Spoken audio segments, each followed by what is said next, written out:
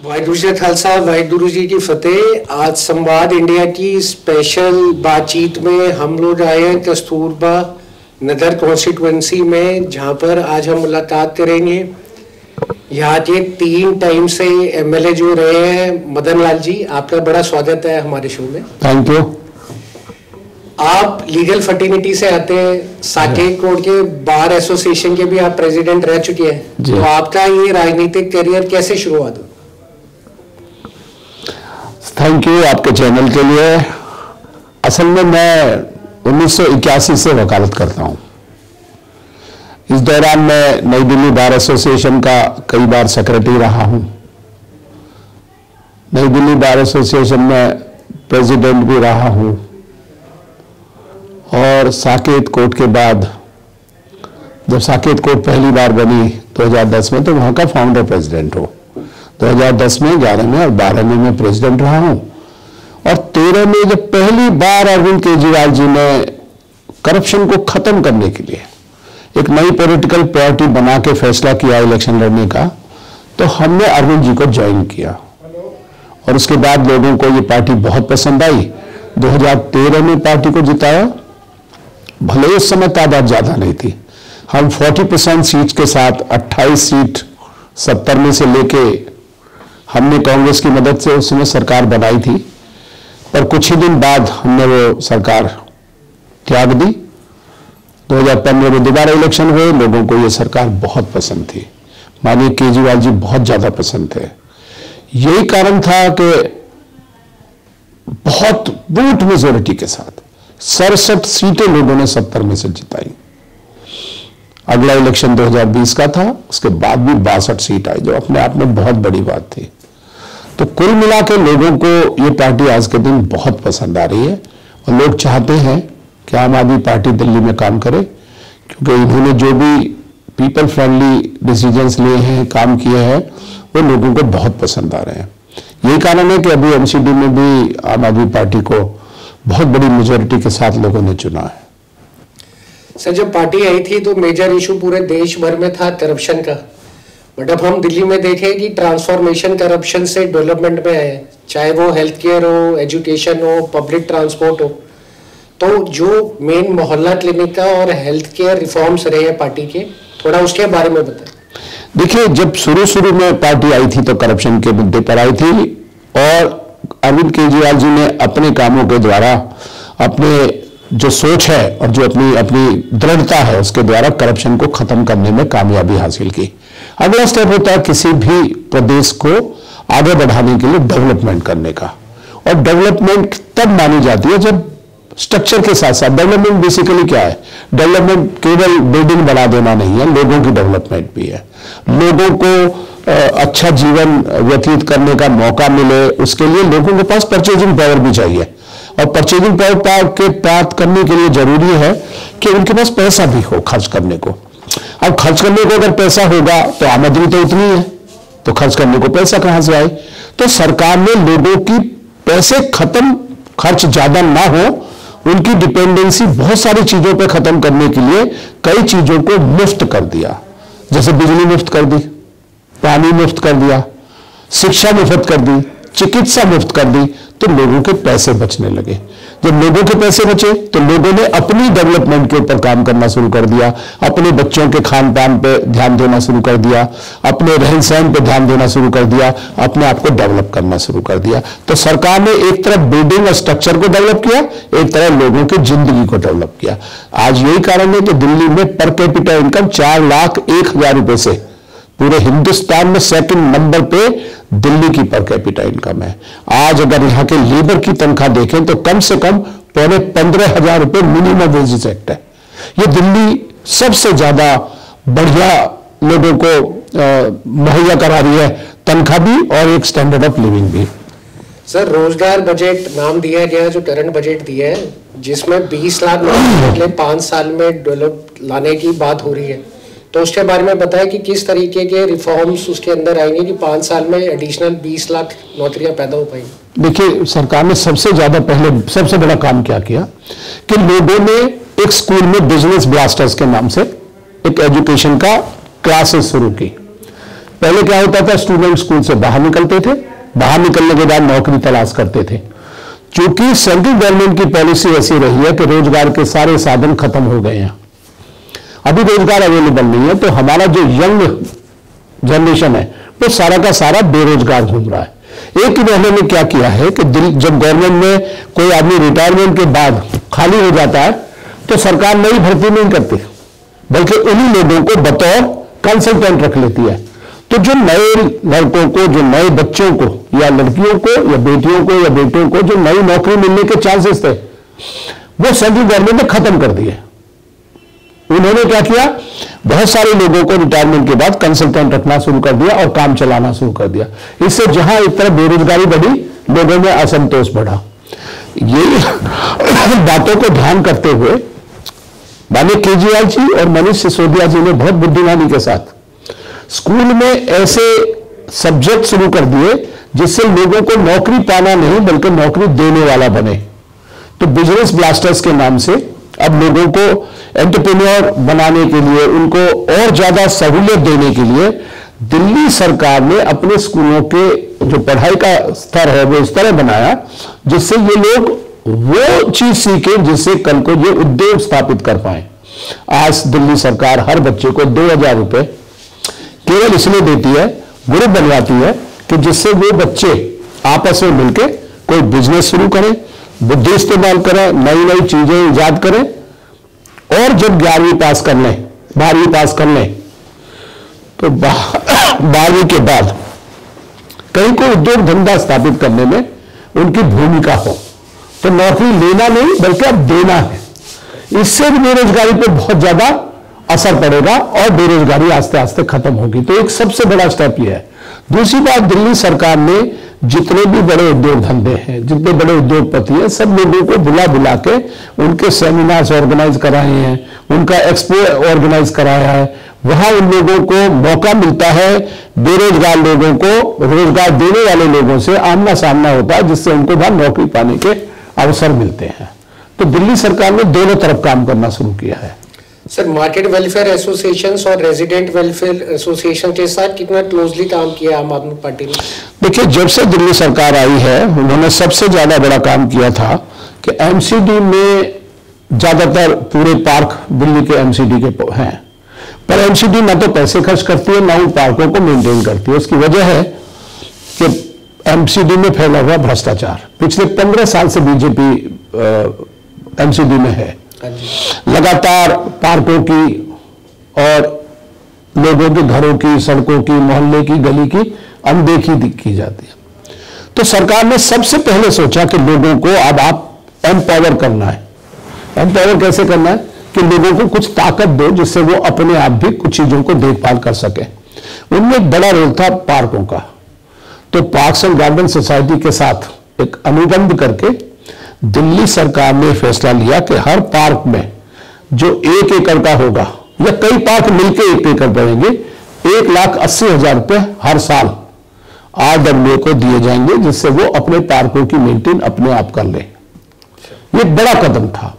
अभी माननीय केजरीवाल जी ने एमसीडी के इलेक्शन से जरा सा पहले ये कहा कि हम RWA को और पावर देंगे जिससे वो अपने इलाके के मोहल्ले के जो ज्यादा काम है उनको भी वो अपने आप अपनी पावर के साथ कर पाए और इनको जो छोटा एक काउंसलर के रूप में प्रेजेंट करना चाहती है सरकार, जिससे उनको भी पावर मिले जिससे वो काउंसलर की तरह अपने क्षेत्र की छोटी मोटी समस्याओं को ठीक कर सके। कोरोना के टाइम दिल्ली गवर्नमेंट ने बड़े सारे चैलेंजेस फेस करे, तो उन चैलेंजेस को फेस करते हुए भी दिल्ली की जनता के लिए किस तरीके से कोरोना में हेल्प प्रोवाइड करवाई गई? देखिए, अगर आप कोरोना को देखो तो एक बहुत बुरा फेज था। यहां अचानक ये बीमारी बढ़ी। सेंट्रल गवर्नमेंट को जिसको बहुत सारे काम करने थे, क्योंकि ये कोरोना की जो बीमारी है ये इंडिया बाउंड नहीं है, ये आउटसाइड है। वहां बाहर से लोग आए, बाहर से सही टाइम पे कंट्रोल नहीं कर पाए, सारी दवाइयां इनके कंट्रोल में थी, वो सारी नहीं पहुंचा पाए, और तो और सबसे ज्यादा बड़ी दिक्कत की ऑक्सीजन की कम सप्लाई से, जिसकी वजह से मैक्सिमम लोग दिल्ली में मरे। अगर आप देखो तो ऑक्सीजन मुहैया कराना सेंट्रल गवर्नमेंट की जिम्मेवारी थी और इन्होंने दिल्ली को जानबूझ के इग्नोर किया। और अगर आप अचरज करेंगे कि दिल्ली में ऑक्सीजन की सप्लाई करने के लिए इन्होंने जो सोर्स ढूंढे वो वेस्ट बंगाल तक थे। अब आप सोचो, दिल्ली में अगर आपको ऑक्सीजन चाहिए तो आप सोचते हैं कि वेस्ट बंगाल से आएगी? ये हरियाणा हो सकता था, ये यूपी हो सकता था, ये राजस्थान हो सकता था, ये पंजाब हो सकता था। यहां से सप्लाई की बात नहीं कराई। दिल्ली को वेस्ट बंगाल से सप्लाई होगी ऑक्सीजन और कितने कितने दिन लगेंगे, उसकी वजह से दिल्ली में बहुत ज्यादा फेस किया है। पर मैं ये मानता हूं कि माननीय केजरीवाल जी की दूरदर्शिता और डॉक्टर सत्येंद्र जैन, हम तो डॉक्टर ही कहेंगे, हेल्थ मिनिस्टर थे, उन्होंने जो काम दिल्ली के लिए किए हैं, ऐसा हेल्थ मिनिस्टर हमारे पूरे देश में कहीं नहीं मिलेगा।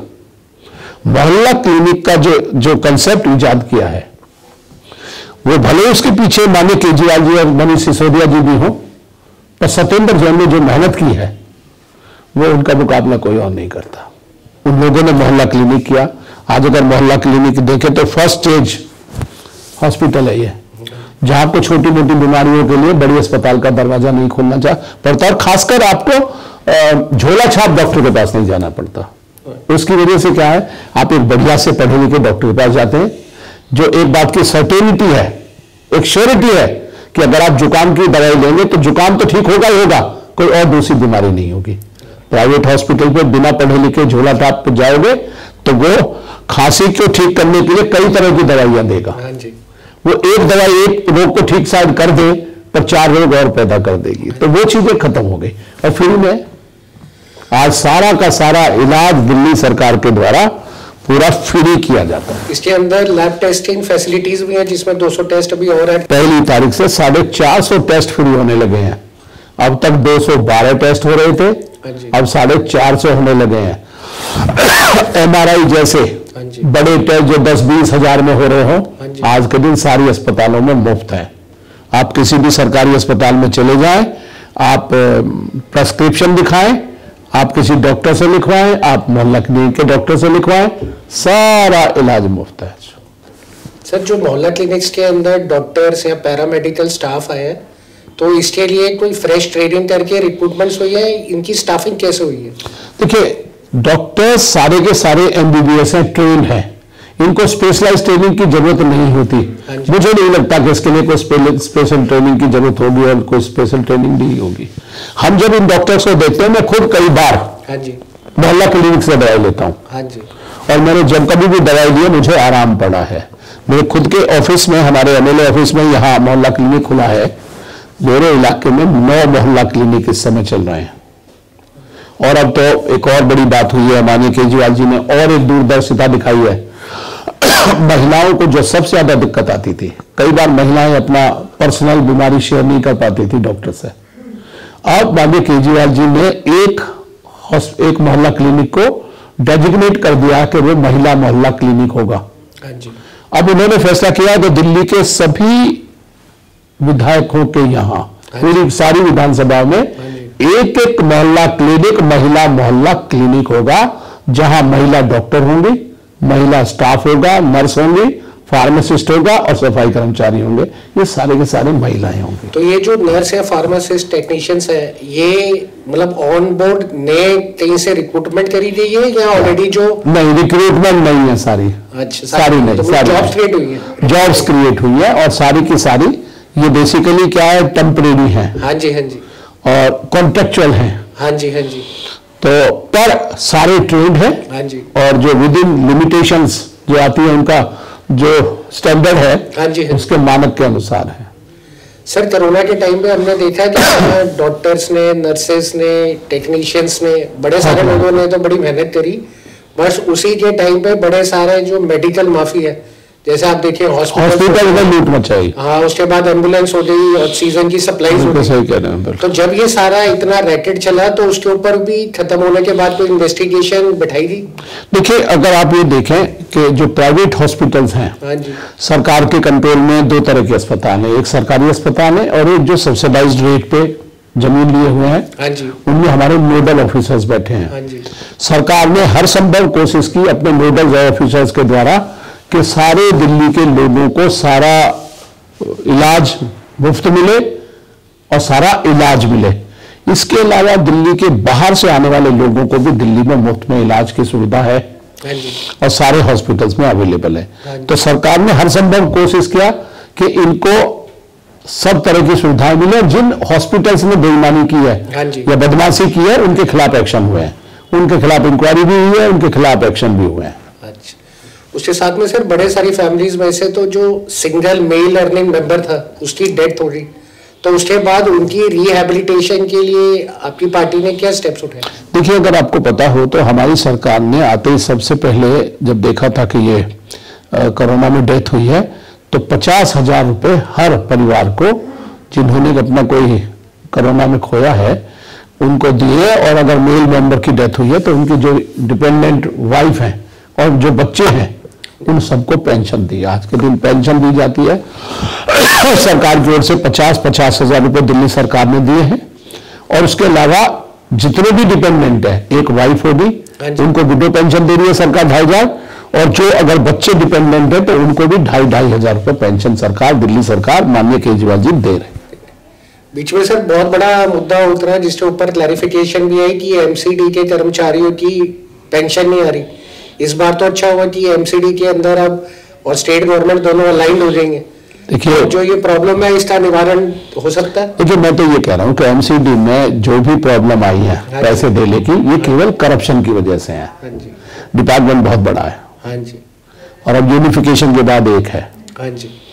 मुझे उम्मीद है कि आने वाले समय में एमसीडी में ये समस्याएं बिल्कुल भी नहीं होंगी, चाहे वो टीचर्स की सैलरी का मामला हो, चाहे नर्सेज की सैलरी का मामला हो, चाहे अस्पतालों का मामला हो, चाहे स्कूलों का मामला हो। बल्कि एक सबसे बड़ा चीज और होने वाली है, दिल्ली के सरकारी स्कूलों की दशा और दिशा जिस तरीके से केजरीवाल जी ने बदली है। मेरी विधानसभा में 9 स्कूल हैं, 9 के 9 बनाए जा रहे हैं, और आप अचरज करोगे कि हमारा आईएमए में एक स्कूल बनने जा रहा है जो ग्लोबल स्टैंडर्ड्स का बनेगा, ग्लोबल नाम से बनेगा स्टैंडर्ड का। 60 करोड़ रुपए की लागत सैंक्शन हो गई है। अच्छा, टेंडर हो गए हैं। 60 करोड़ रुपए में एक स्कूल बनेगा जहां स्विमिंग पूल भी होगा, जहां 20,000 स्क्वायर मीटर में वो स्कूल बनेगा, और दिल्ली का पहला स्कूल बनने जा रहा है जो बहुत ही हाई स्टैंडर्ड का होगा। तो आप समझ सकते हैं सरकार कितनी ज्यादा जागरूक है अपने बच्चों के भविष्य के लिए। आपकी सर कॉन्स्टिट्यूएंसी के अंदर, अब तो आप इतने साल हो गए यहाँ पे, तो पहले जब आए होंगे काफी चैलेंजेस हुए होंगे, तो पहले के दर्शक से 2015 से आज अगर हम देखें तो क्या क्या डेवलपमेंट आपकी कॉन्स्टिट्यूएंसी में हुई है? देखिए, मैं ये देखता हूं कि मैं आपको 2-3 उदाहरण दूंगा। जब शुरू में एमएलए बना तो हमने ग्रुप क्रिएट किया, हमने जगह जगह अपने बोर्ड लगाए, उन बोर्डों पे अपना नंबर लिखा कि लोग अपनी समस्या के लिए हमें टेलीफोन करें। तो मेरे पास शुरू में एक दिन 33 कंप्लेंट आई सीवर की। अच्छा, 33 कंप्लेंट सिर्फ एमएलए पे आ जाए, बोर्ड देख के नए एमएलए पे, तो हमें लगा ये भयावह स्थिति है। तो हमने उसके तुरंत बाद ही जो जहां जहां हम सीवर ठीक कराते थे, अगर सीवर की रिपीटेड आ रही है तो हम मान लेते थे कि सीवर चेंज करने वाला है, तो हमने उन सबको चेंज करवाना शुरू कर दिया। और यही कारण है कि आज मैं अपनी पूरी कॉन्स्टिट्यूएंसी के लगभग सारे सीवर या तो बदल चुके हैं, लगभग सारे सीवर, या उनका टेंडर पास करा के, या वो किसी फाइनल स्टेज पे है। मुझे उम्मीद है इस साल के अंत तक, 2023 के अंत तक, हम 100% अपने सारी सीवर की समस्या से मुक्ति पा लेंगे। सारे सीवर जो कोई, देखिए प्रोग्रेस ऑन गोइंग प्रोसेस है। हाँ जी। ये मैं कभी नहीं कह सकता कि समस्या हमेशा के लिए खत्म हो गई, पर जो आज के दिन की समस्या है, वो मुझे पूर्ण विश्वास है हम 2023 में खत्म कर देंगे। उसके बाद सीवरों का पीरियडिकली चेंज होना ये स्वाभाविक है, पर आज के दिन जहां दिक्कत है वो हम सब खत्म कर देंगे। हमने इतनी सीवर की लाइनें बिछाई हैं कि अब हमें नहीं लगता कि कोई एरिया ये कहता हो कि हमारे यहां सीवर की लाइन बिछनी है और आपने नहीं बिछाई है। इक्का दुक्का जगह अब भी सेंसिटिव एरिया है हमारे, जहां हम सीवर की समस्याओं से जूझ रहे हैं। बहुत जल्दी आज सुबह भी हमने मीटिंग की है एक्सीएम और पूरे स्टाफ को लेके कि हमें बहुत जगह एक सिस्टम तैयार कराना है जिससे हम जो सीवर का ओवरलोड है वो खत्म करें और उसके बाद उस पर हम पार पाए उस समस्या से। पर मैं आज के दिन ये समझता हूं कि हमने जितना काम किया, अब आप देखो लाजपत नगर 3, हाँ जी, लाजपत नगर 3 के सामने गुरुद्वारा, हाँ जी, मैं गुरुद्वारे से 100 मीटर दूर जूते उतार के चला। मैं अपने आप को बहुत टफ समझता हूं, मेरे पैरों में भी कंकरी गुज रही थी। ये टाइम था 2014 का, जब हम पहली बार 2013 में बने। मैंने देख के देखा कि ये सड़क टूटी हुई है, एसोसिएशन से बात की और हमने उसके लिए फंड दिया। हाँ जी, वो एमसीडी की थी, काउंसिलर की जिम्मेवारी थी। मैंने उसके लिए फंड दिया कि आप इस सड़क को बना दो, गुरुद्वारे के सामने लोग पैदल चलते हैं। आप विश्वास करिए, वो सड़क 2014 में पैसे लेने के बाद भी एमसीडी ने नहीं बनाई, वो 2015 में भी नहीं बनाई। अच्छा, वो 2016 में मैंने 16 और सड़कें बनवाने के लिए 68 लाख रुपए दिए। मैं लाजपत नगर 3 की बात कर रहा हूं। अब मैं क्यों बात कर रहा हूं, क्योंकि मैं आपको समझा रहा हूं कि 2014 में पैसे जिस सड़क के दे दिए, तो 2014 में नहीं बनी, वो भी कहा कि गुरुद्वारे के सामने की। 2015 में भी नहीं बनी, 2016 में भी नहीं बनी, और 2016 में मैंने 16 और सड़कों को बनाने के 68 लाख रुपए दिए और दबाव दिया, ताकत लगाई, तब जाके वो 17 सड़कें बनी 2-2.5 साल के बाद। तो ये चैलेंज असल ये उस समय की एमसीडी का नकारापन है जो 15 साल तक चलता रहा, जो चलता रहा। यही कारण है कि हम बहुत सारे काम नहीं कर पाए। बराबर में उम्मीद है कि कहीं कहीं भले ही हमारे काउंसलर न जीते हों, हाँ जी, पर एमसीडी अब हमारे पास है, अब केजरीवाल जी के पास है। तो उम्मीद है जो केजरीवाल जी के आने के बाद, जो पहले हमें परमिशन नहीं मिलती थी रोड को टच करने के, रोड बनवाने के लिए, वो अब हमें परमिशन मिलेगी तो वो भी काम करेंगे। सर शुरू में 2013 में करप्शन के साथ में वाटर टैंकर माफिया का भी बहुत बड़ा एजेंडा था। हाँ। तो उस जो ड्रिंकिंग वाटर की सप्लाई और नॉर्मल वाटर की सप्लाई है, उसको किस तरीके से हल करा गया? देखिए, मैं एक चीज देखता हूं कि दिल्ली में जहां जहां वाटर टैंकर माफियाज थे, ये लोग, उन लोगों के जो उस इलाके के जो नेता थे, उन लोगों ने अपने अपने लोगों को टैंकर अलॉट करा रखे थे। ये बेईमानी का सोर्स वहां से शुरू होता था। तो जैसे ही हमारी सरकार आई, हमारी गवर्नमेंट आई, हमारे एमएलए बने, उसके तुरंत बाद हमने सबसे पहले ये काम किया कि जगह जगह हमने ट्यूबवेल खुदवाने शुरू कर दिए। बहुत जगह ट्यूबवेल खुदवाए। आप विश्वास करिए, मेरी खुद की कॉन्स्टिट्यूएंसी में 60-70 टैंकर गढ़ी अकेले गांव में आते थे। आज मैंने 7 ट्यूबवेल लगवा दिए वहां। तो आप सोचो जब इतने ट्यूबवेल लगेंगे तो बाहर से पानी आना अपने आप बंद हो जाएगा। हमने 6 रुपए में 20 लीटर पानी शुद्ध आरओ का गढ़ी गांव में हमने प्लांट लगा रखा 35 लाख रुपए में।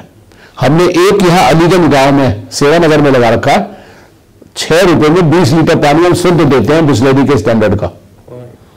तो आप समझो, हालांकि हमें इसके लिए जगह नहीं मिली, एमसीडी ने हमें जगह मुहैया नहीं करी, तो हमने दिल्ली जल बोर्ड के जो हमारे जगह है उनमें से सेलेक्ट करके, क्योंकि वो दिल्ली गवर्नमेंट के पास थी, तो हम लगा पाए।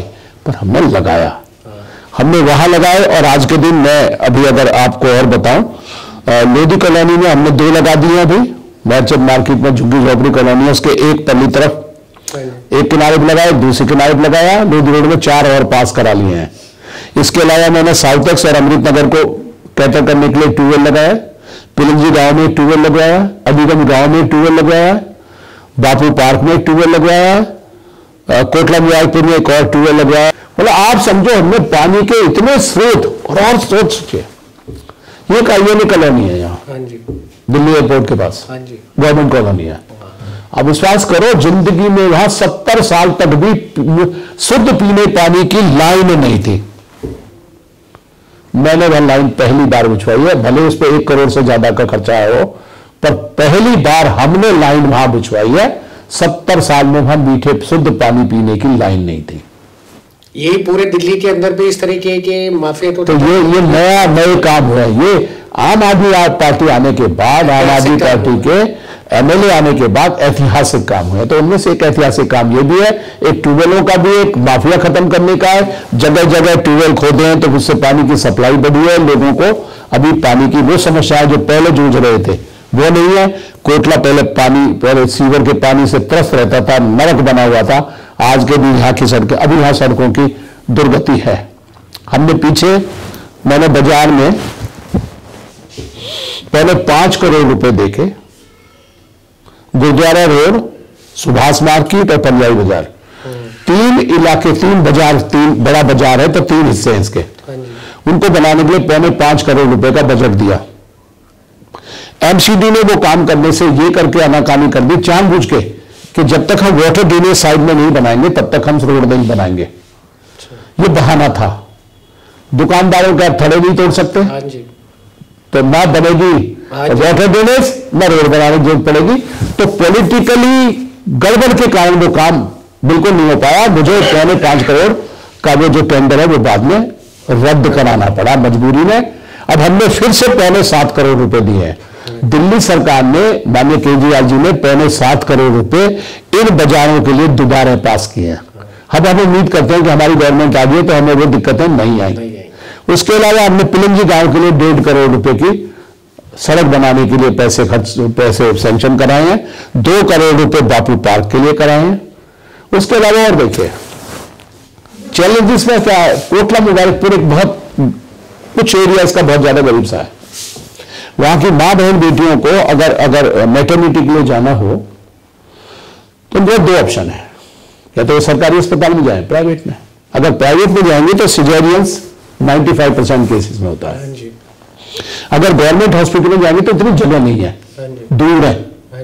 तो मैंने सोचा वहां एक पुरानी आयुर्वेदिक अस्पताल है जो टूटी फूटी और खंडर है, आयुर्वेदिक डिस्पेंसरी थी बापू पार्क कोटला में। मैंने एक्सेल से बात की और 2.25 करोड़ रुपया मैंने उसमें दिया अपना बजट।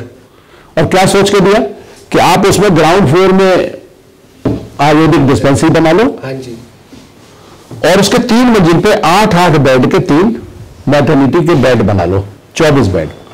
तो कोटला में महिलाओं को यहां मैटरनिटी की सुविधा मिलेगी।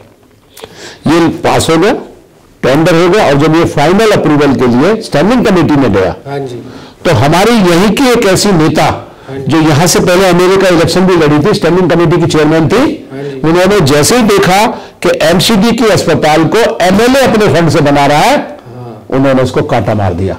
ये चैलेंज है। उसका रिजल्ट ये रहा कि वो हॉस्पिटल बनते बनते कैंसिल हो गई। हमने भी सोचा नहीं भी बनवानी जरूर है, हमने वो पैसे वापस नहीं लिए। आज 4 साल हो गए इस बात को, हमने वो पैसे नहीं लिए हैं और अब हमें उम्मीद है कि अब हम बनवा लेंगे उसको। अब उसमें बजट और उन्होंने कहा, हमने उनको कहा कि एक लिफ्ट का प्रोविजन और डालो, क्योंकि पहले लिफ्ट नहीं थी, आप लिफ्ट का प्रोविजन डालो। उसके बाद उसमें एक पार्किंग का रखो। तो उन्होंने 50 लाख का बजट और दिया, वो भी मैंने अब उनको हाँ भर दी है। हमें उम्मीद है कि वो हॉस्पिटल अब बन के तैयार हो जाएगी। ये चैलेंजेस हमने फेस किए हैं। इसका निवारण अब एमसीडी में आने से ये सारा एमसीडी का किया करा। बीजेपी ने कभी ना काम किया न करने दिया। सर, इसमें हम आने वाले नेक्स्ट ईयर लोकसभा इलेक्शंस है, तो लोकसभा के अंदर 7 सीटें हैं यहाँ पर, तो 7 के अंदर भी तो सारे बीजेपी के हैं। बट अभी आपको क्या लगता है लोकसभा के अंदर आने वाले नेक्स्ट इलेक्शन में क्या देख सकते हैं बदलाव? देखिए, मैं आपको अभी बता रहा हूं जिस तरीके से माननीय केजरीवाल जी को लोगों ने दिल्ली विधानसभा में चुना और अब तो एमसीडी में चुन लिया।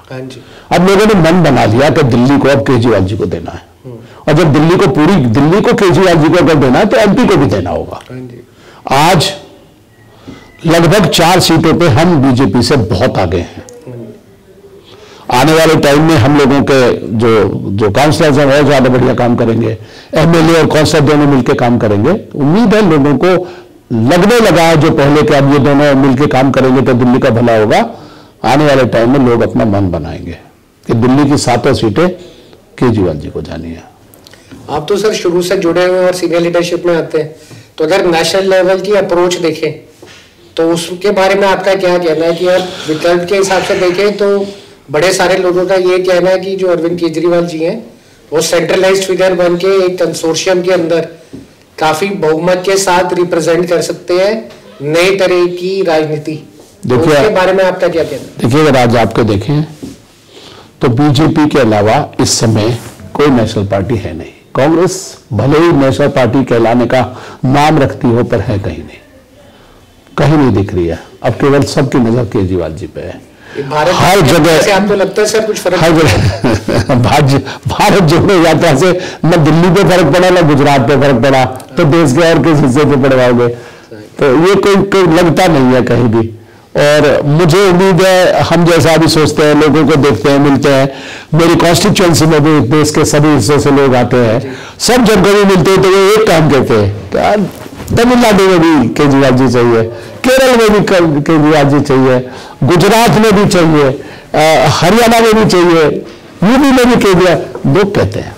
और जब लोग ऐसा कहते हैं तो हम ये मानते हैं कि लोग केजरीवाल जी को चाहते हैं कि वो देश का नेतृत्व करें।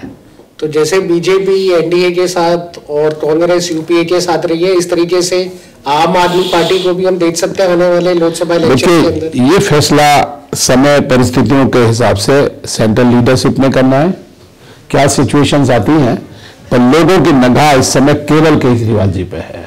और सही मायनों में जिस तरीके से लोगों का स्टैंडर्ड ऑफ लिविंग दिल्ली में बढ़ा है, लोगों को जिस तरीके से एक अपना एक अच्छे माहौल में जीने का अवसर मिला है, लोग ये महसूस करते हैं कि केजरीवाल जी हैं जो देश को आगे ले जा सकते हैं। तो दिल्ली के निवासियों के लिए कोई आपका खास मैसेज?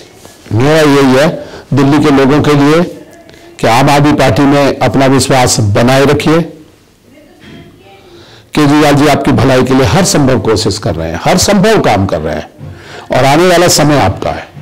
आपके बच्चों के भविष्य को सुधारने के लिए, आपके बच्चों को एक अच्छा माहौल देने के लिए, एक हृष्ट पुष्ट शरीर देने के लिए केजरीवाल जी चाहे एजुकेशन में, शिक्षा में, चाहे चिकित्सा में, दोनों तरीके से आपके बच्चों के लिए और आपके बच्चों के भविष्य के लिए काम कर रहे हैं।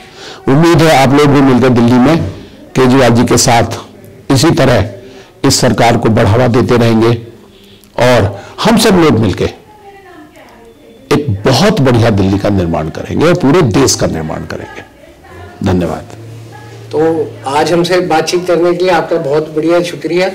तो आज आपने देखा मदन लाल जी के नेशनल लीडरशिप के बारे में, दिल्ली की डेवलपमेंट के बारे में, जिस विचारधारा से आम आदमी पार्टी आई थी, और आज जिस तरीके से एमसीडी में आने के बाद दिल्ली को एक और बड़ा बदलाव दिखेगा। और लोकसभा के अंदर उम्मीद करते हैं, सर का कहना है कि 4 सीटें तो आ रही है, 7 की तैयारी चल रही है। ग्राउंड लेवल पे पब्लिक क्या डिसाइड करती है तो वो आगे जानेंगे। तो आज के लिए इतना ही। आपकी खबर, आपकी आवाज, संवाद इंडिया में आपका धन्यवाद।